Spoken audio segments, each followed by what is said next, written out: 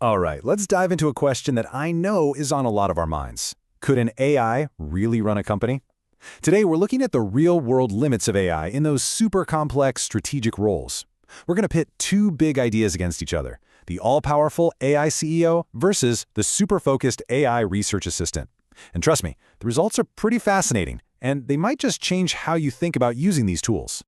So let's just start with that big question right there.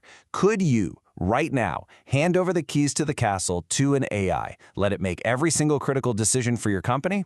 You know, it's a wild thought, and a team of researchers decided, hey, let's actually put this to the test, and they did it in a really ambitious way. So to find out, they built this incredible business simulation. Think of it like a virtual retail company, which is the perfect testing ground, right?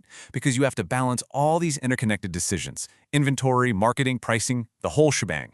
And then they put 6 of the biggest names in AI. We're talking ChatGPT, Gemini, Meta AI in the CEO's chair. And their one job? Run the entire company month by month for a full year. And believe me, this was no simple test. The AIs had to make decisions on everything. How much to charge for their product, what to spend on marketing, who to hire, who to fire, even whether to take out loans.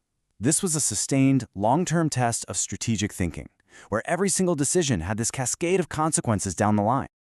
Okay, so after 12 months of making all these crucial calls, what was the final bottom line for the company run by ChatGPT?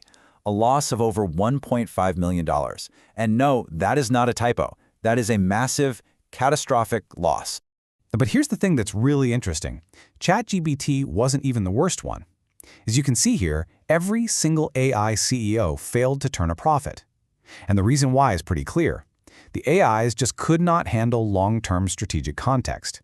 They made these really aggressive, short-sighted decisions, like slashing the marketing budget to 0 to save a little cash, not understanding that, whoops, that's going to kill all your future sales. Most of their strategies completely fell apart after just a few months, hitting what the researchers called a point of no return, where sales just cratered and never came back. So yeah, the era of the AI CEO. It seems like it's still a long, long way off. So this brings us to a really important pivot point. If AI totally struggles with that big picture, long-term CEO strategy, where does it actually shine? What is the right job for AI in the workplace right now? Well, the answer really lies in understanding that not all AI is built the same.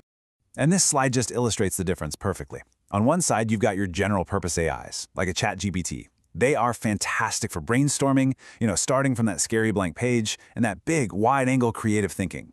But on the other side, you've got a totally different beast, a source-grounded AI. This is a tool built for precision, for deep analysis, and for pulling a clear signal out of a ton of chaos. So what does source-grounded actually mean? This is the key. Imagine an AI that is literally forbidden from going out and searching the internet or just using its massive training data. It can only use the specific reports, notes, transcripts, and PDFs that you give it. This creates what they call a closed universe of information. And what that does is it dramatically cuts down on errors and hallucinations, and it keeps the AI completely focused on your stuff. And the absolute best example of this source-grounded approach is Google's NotebookLM. It's not designed to be a CEO at all. It's designed to be your expert personal research assistant that knows your documents inside and out. So let's take a quick look at how this thing actually works. The process is just so simple and powerful. First, you upload your sources. Could be anything, client briefs, scientific papers, you name it. Then you just ask questions about those sources. NotebookLM gives you answers based only on that material, and this is the real game changer. It gives you citations that link you directly back to the exact passage in the original document. No more guessing where it got its information from. And it gets even more practical. Just imagine feeding it a super messy transcript from like a 2-hour meeting. With its new Data Tables feature, you can just ask NotebookLM to turn all that chaos into a clean, structured table of action items, complete with who owns it and when it's due. And then you can export that right into Google Sheets. How cool is that?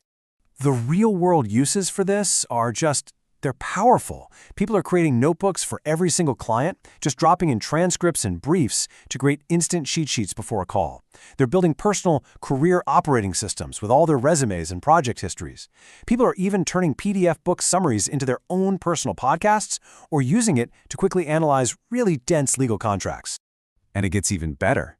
NotebookLM can generate audio overviews of your sources. But with this new join audio feature, it becomes a real interactive conversation. You can literally interrupt the AI host, ask it for clarification, or tell it to dive deeper on a specific point. It basically turns your documents into a personal tutor that you can talk to. And I think this quote from a user on Reddit just sums it up perfectly. It's not about one tool replacing the other. ChatGPT is your creative partner for brainstorming. NotebookLM is your precision analyst for doing deep, focused work based on sources you already trust. They are two different tools for two very different jobs. So the final takeaway is this.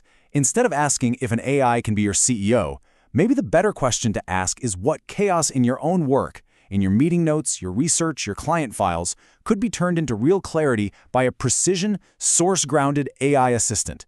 It's a powerful thought. Thanks so much for joining us.